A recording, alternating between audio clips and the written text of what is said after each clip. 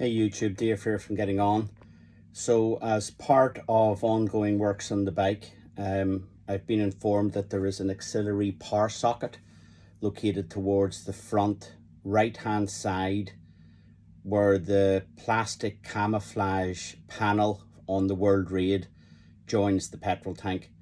So this video is about locating the auxiliary power point and testing it for ignition live or permanent live. So stay watching. Thanks. So after doing some research, I need to take this panel off, which involves a screw here, a screw just at the radiator guard, and one further up. So and one up here, 4 have to come out. So on this panel, I thought there was only 3 screws. There is one other speed clip just in there that has to come out, and it allows you to pry the panel off.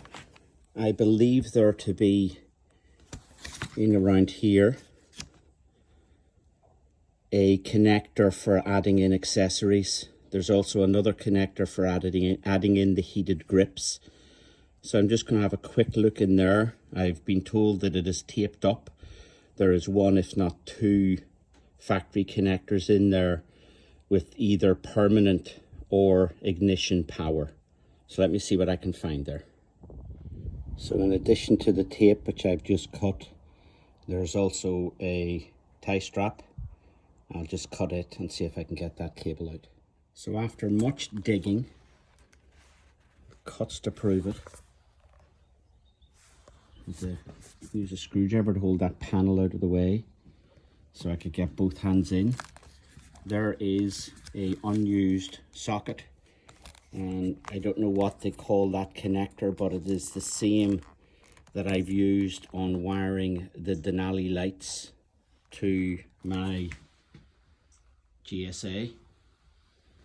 So I'm going to put a power meter on this and see if it is a permanent live or a switched live. This part of it is just a little cap to cover over the connector. It was both tie strapped and taped around the other cables in the loom, so a little bit of work in finding it, but it's found and I will use it. So with the ignition on the bike, I've connected to the plug. From wiring Denali lights before, I know this is the negative and positive connections on these plug types. I'm getting an output of 12.13 volts. I can't do it now because I'm trying to hold these connectors, hold the phone.